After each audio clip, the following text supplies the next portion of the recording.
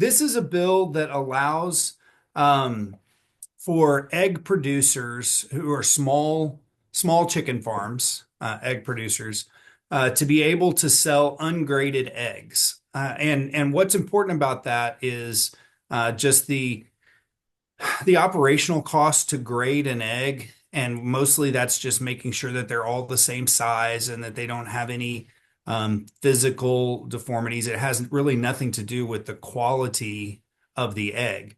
But a person who sells ungraded eggs under this SB 1846 would be able to sell a certain number of them wholesale or retail, as long as the package was clearly marked that they were ungraded. Says the producer's name, where they're from, the date the carton was packed. There's some basic information that they would have to provide, but they wouldn't have to go through the process of grading each egg, which is either very labor intensive or capital intensive, requiring machinery to weigh and size the eggs. Okay. And so I know you talked about it a little bit, but how much of a benefit will this be for local East Texas farmers? Well, for people that have chicken farms with, let's say, 2 to 3 thousand chickens or fewer, which sounds like a lot of chickens, and I mean it is a lot of chickens, but that's really still considered a small to medium sized farm. It's not a large commercial egg producer. It will save them quite a bit, it saves them money, which ultimately should save the consumer money, and it gives them an outlet to a clear way to sell eggs that might be smaller than a grade A egg. And that will, anytime you can expand the market and make it easier for them to sell their products, it's better for their business and it's better for the consumer. Yes. And so right now, what is the current position of where this bill is currently? It has passed the Senate. It has gone to the House Ag Committee. The Ag Committee has had a hearing on it, and they're working on some tweaks to the bill. Once the author is good with where it is, it will get voted out of the Ag Committee, sent to the floor of the House, and hopefully to the governor's desk. So we're possibly very close, as long as there aren't significant changes to be made. Okay. And so do you serve on the Ag Committee? Yes. Okay. Awesome. So you've gotten to hear everything kind of going on in this process as it made it into the committee. So tell me, what are some of the feedback and things you are hearing in these hearings? I think the main thing we heard, the whole hearing for this bill was probably 30 minutes, and we heard from the Farm and Ranch Freedom Alliance, which really is an advocate for small farmers. We heard from some small chicken farmers that do egg production on a smaller scale. And then we heard from the large chicken producers that don't like this bill at all, because they think that it's very, very important that we have eggs that are all graded, and it's, once again, it's not a safety issue. It's not that a grade B egg is not as good as a grade A egg. It just has to do with size and weight and things like that. So the smaller eggs, let's say you're running a restaurant in East Texas that serves breakfast, and so you're buying a bunch of eggs. If you're buying an egg to scramble it to put it in an omelet or whatever, it doesn't matter if it's what the grade is. It just matters, you need a certain amount of total eggs. And so if you can more cheaply buy an ungraded dozen compared to a grade A dozen, it might not provide quite the mass, but it might be significantly cheaper. That will save a lot of money well, I mean, relatively speaking, but it will save money for that restaurant, and they'll be able to use a local producer rather than necessarily having to buy from a big commercial source. And so We all know that it's healthier and cheaper and better for the local economy to buy from local producers. But there was also some discussion during the committee hearing about just the differences in the way that big commercial producers raise their chickens and the way that these small farmers do. Small farmers, there's a lot of free range, a lot of chickens going out and eating bugs and worms and different kinds of plants. It makes the eggs more hardy, more just more.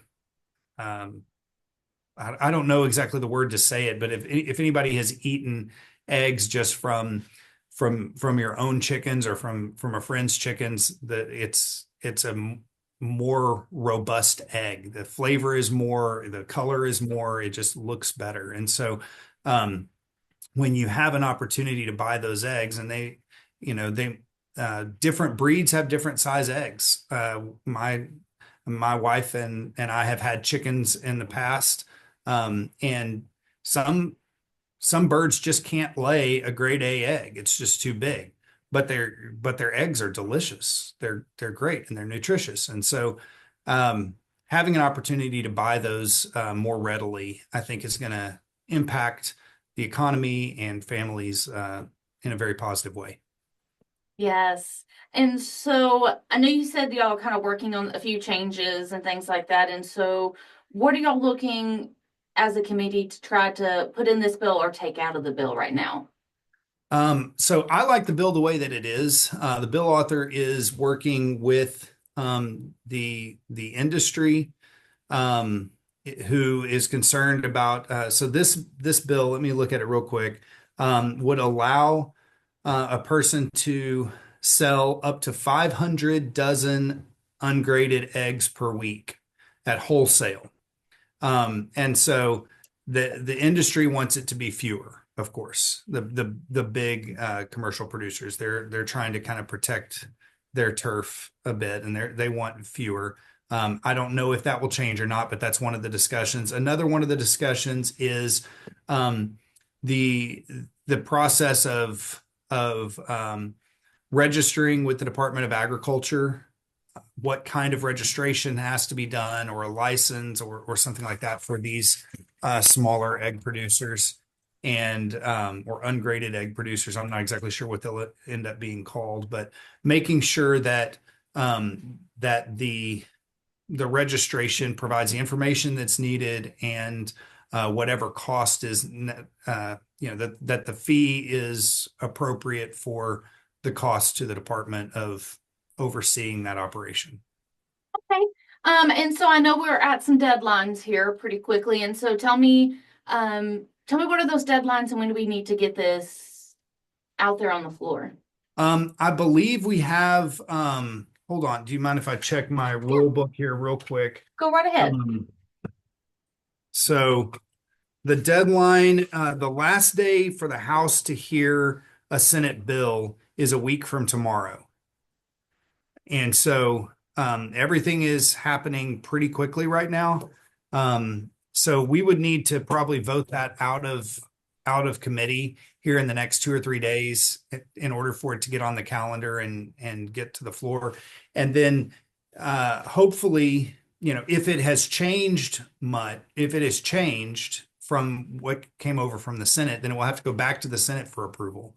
So we would like to avoid that. And I think that's why, my position has been the bill is good as it is. And we should just pass it the way that it is, vote on it, and then it can go straight to the governor. If we make a change so that instead of 500 dozen, it goes down to 300 dozen or something like that, then the Senate has to go back and concur with that. And all of those things just take a little bit of time. Okay. And let's say y'all don't make it out of committee, then what happens to this bill? If it doesn't make it out of committee or it doesn't make it to the floor or it doesn't make it back to the Senate before a deadline, it's dead. And we'll just have to start all over at the beginning of next session. So we are getting down to crunch time here. Yes. Well, is there anything else you'd like to add when it comes to this bill? No, I would just say that I think that our Texas farms are so important. It's a part of what we are as Texans, is the ability. It's a national security issue. It's an economy issue. It's a way of life issue. We've got to protect our farmers, and one of the ways that I think that we do that is by making sure that we are not putting unreasonable regulations and barriers in place for them to get their products from their farm to the market. And too often, I think these big commercial producers come in the name of safety or convenience or expediency or whatever the case may be, we build up this regulatory environment that the smaller farms just can't live in. But there are many families and businesses out there that just want to buy good farm fresh eggs. And these barriers to us being able to do that empowers and emboldens the big commercial producers at the expense of the small family farms. And so we really need to take a look at those small family farm regulations and make sure that they're not unreasonably onerous. Yes, sir. Well, while I still kind of have you here, how is the last few weeks going? So we finished last Friday with all of the bills that originated in the House. It's now too late for any bill that started in the House to become law.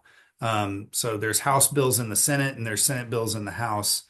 And so I think that we're going to see a lot of priority items hit in this last session. And when I say priority items, it's a little what's the word? It's kind of the opposite of what it means to me and to you, and I think to most people in Texas. A priority item are the things that you handle first to the exclusion of the non-priority items. But the way it works in the Texas Legislature, and particularly in the Texas House, is we save all the priority items for the very end.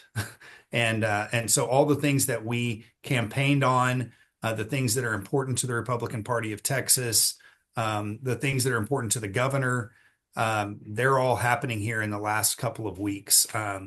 It's frustrating for me because I'm a guy that likes to get the priorities out of the way first.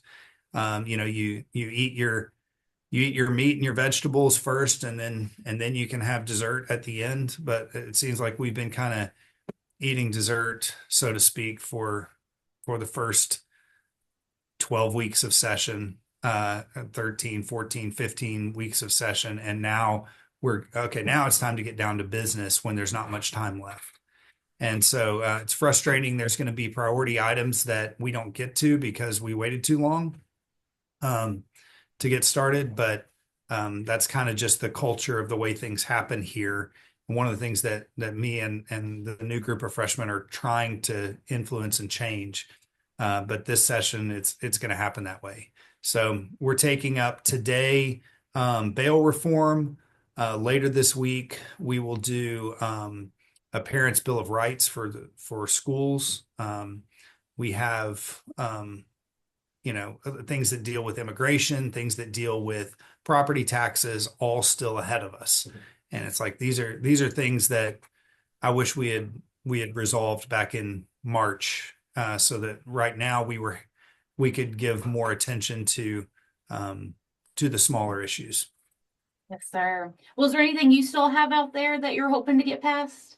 I have a local municipal management district, which only a few people in one area of my county look at. I have a couple of small changes to the penal code to provide a little more protection for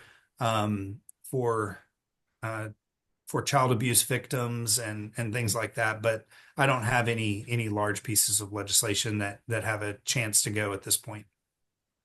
Well, overall, how do you feel this year's session or this session has gone, really? Yeah, it's been strange. And like I said, the main thing that I would probably say that has been, it's not been a surprise because people warned me about it ahead of time, but just how it's not organized the way that I would organize it, where you put the most important things at the front, you get those things out of the way, you debate those, thoroughly, and then you vote, and then you move on to everyone's individual priorities that are probably not anything that's going to go on a campaign ad or a mailer or but they're important to people in your district or important to certain industries. But we just spend the first, you know, three-fourths or 80% of session working on all of those things, the individually important things, the things that affect one business or one industry. And we spend all of our time doing those, and the things that affect every Texan, the things that we're going to campaign on, whether we were able to accomplish them or not, are all packed in here at the very end. And so there was a lot of discussion at the beginning of the session that you or your viewers may have watched, but where we were complaining, hey, why are we continuing to take 5-day weekends? We're going to run out of time. And they're like, don't worry, we'll get to it. We'll get to it. I think the first 11 or 12 weeks here, we took 5-day weekends, and we weren't voting on bills. We didn't vote on any bills until April. So it was a very, very slow, late start for this session. And by the time, it kind of gets up and gets rolling, we're finished. Yes. What's your hope for the last few weeks? I just really hope that we're able to accomplish the things that we all on the Republican side promised our voters that we would do. Property tax relief. We're still waiting on what does teacher pay look like. Bail reform is a huge issue, especially down in Harris County, but all over Texas, where you have these violent criminals that are out on bail and commit more violent crimes. So dealing with that, we have a sexual abuse epidemic in our public schools, and we have some legislation to handle that that needs to get through the Senate. But we also have a Parents' Bill of Rights where we need to make sure that teachers and counselors and school employees are not talking about sexually explicit things with our kids. Parents have a right to know what kinds of things are being discussed at schools and one-on-one environments, and so we have a bill to take care of that. So those are the kind of the big ticket items that are happening. We have a women's privacy bill that probably isn't going to get passed. It's still stuck in the State Affairs Committee. We have E-Verify. In-state tuition for illegals, some things that are immigration related or border related that haven't, they're all stuck pretty much in the same committee, State Affairs, which is chaired by Ken King, and so that's just holding up a lot of strong Republican policy. So hopefully we can get some of that out and get it to the floor, but right now we're running out of time. Yes, sir. Well, anything you'd like to say to East Texas before I let you go? No, I love representing East Texas. I'm happy that with what we have done or what I've been able to try to do this session, and I'm looking forward to being back home, talking with people in and around the district, and kind of preparing and hopefully getting ready to prioritize some things better next session.